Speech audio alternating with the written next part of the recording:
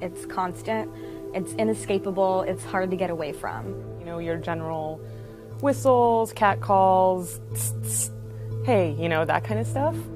I've been harassed by white men and black men and Latino men and Asian men. We have right to walk on the street peacefully without being disturbed. It absolutely speaks to a power dynamic that is askew in this society.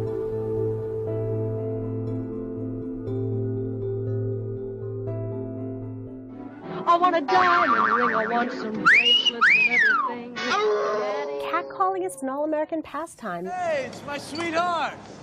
You're looking good, baby. Good enough to eat. I remember songs from the 50s and 60s that I've seen archived, you know, standing on the corner, watching all the girls go by. The girl can't help it. The girl can't help it. She was born. Street harassment is about ownership. It's about the idea that women's bodies and very presence in public space is not for us. Because what are we there for, if not to shake that ass, baby? Shake it, honey! Yeah! And I often think men aren't aware of how different it is for women to walk down the streets.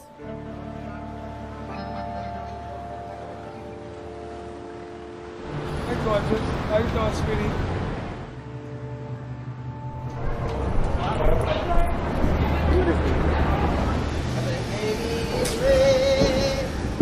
Hey, what's that?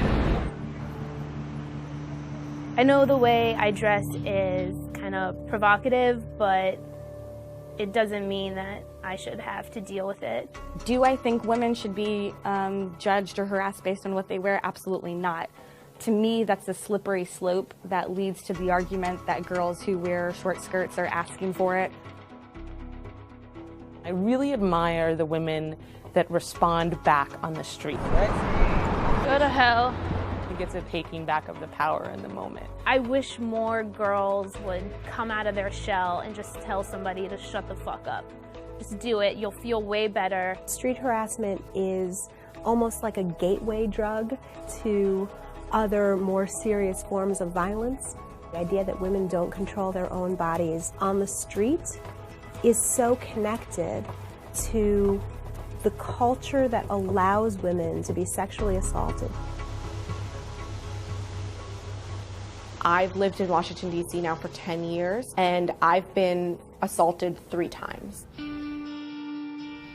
My name is Jennifer Corey. In 2009, I was crowned Miss District of Columbia. I went on to compete in the Miss America pageant in Las Vegas, finishing in the top 10. My platform became street harassment to fight against sexual harassment of women in public places. Really just trying to make the streets of Washington, D.C. safer. I was assaulted last year on the Metro coming back from work. I got on the Metro, and just as the doors were closing, a man came up behind me and shoved me into the car. And the doors closed behind him, so now I was stuck in the car, couldn't move, I couldn't really turn, I couldn't see anybody. And slowly I started to feel something touching me from behind. I could still feel the pressure more and more building into pushing into behind me.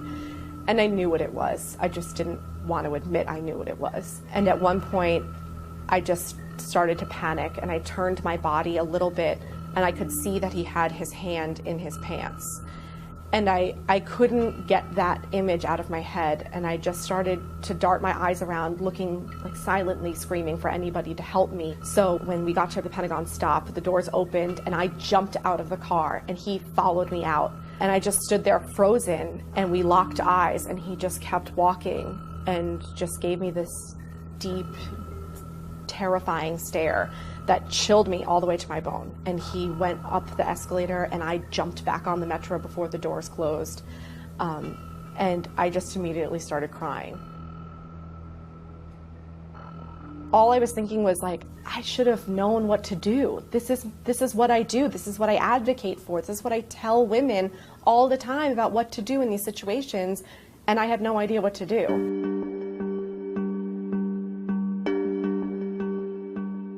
Just because you live in a big city and you're riding public transportation doesn't mean that it's okay for somebody to touch you. It's not just part of living in a city.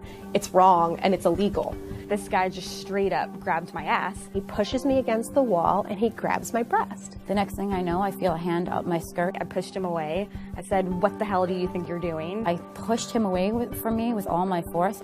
And he looks at me, he stares at me in the eye with this smirk. And he looked at me and he smirked at me. And he just sort of smiled smugly and walked away. And I think that most women who've been assaulted know this look, which is the I'm getting off on you being uncomfortable. Basically like, I just did that to you and I can, and there's nothing you can do about it. Since this incident happened on the Metro, I honestly have not taken the Metro to that station.